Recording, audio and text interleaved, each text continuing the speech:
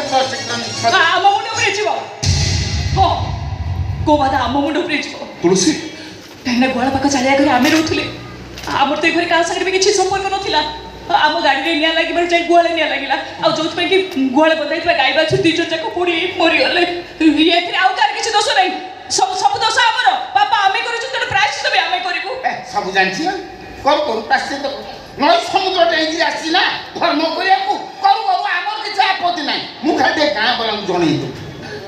ଆରେ ଗାଁ ବାଲା ଶୁଣ ଜଗୁନି ପ୍ରାଶ୍ଚିତ କରିବ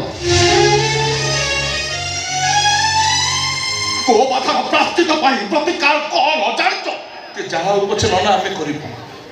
ଆମ କାରରେ ନିଆଁ ଲାଗିବାରୁ ଗୁହାଳେ ନିଆଁ ଲାଗିଛି ଆଉ ଗୁହାଳେ ନିଆଁ ଲାଗିବାରୁ ଆମ ବାଟ ଗାଈ ବାଛୁରୀ ପୋଡ଼ି ମରିଗଲେ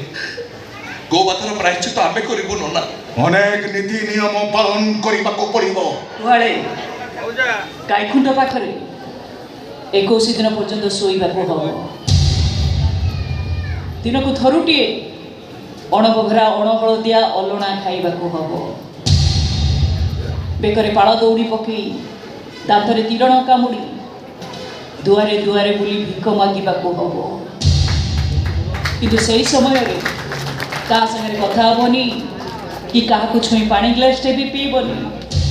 ଶେଷରେ କର୍ମକର୍ମାଣୀ ବ୍ରାହ୍ମଣ ଭୋଜନ ବିଦାକି ଜ୍ଞାତି କୁଟୁମ୍ବ ଭୋଜନ ଏସବୁ ବି କରିବାକୁ ହବ ପୁଣି କ'ଣ ହେଲା ଗୋବଧା ମାନେ ଗୁହାଳେ ନିଆଁ ଲାଗି ବାଟ ଗାଈ ବାଛୁରୀ ଚାଲିଗଲେ ପୁଅ ବାହାଘର କରି ଘରକୁ ବୋହୂ ଆଣିବା ପାଇଁ ଆମେ ସମସ୍ତେ ଏତେ ପାଗଳ ଅଛେ ଏତେ ବଡ଼ ଘଟଣା ଘଟିଗଲା କେହି କିଛି ଜାଣିପାରିବନି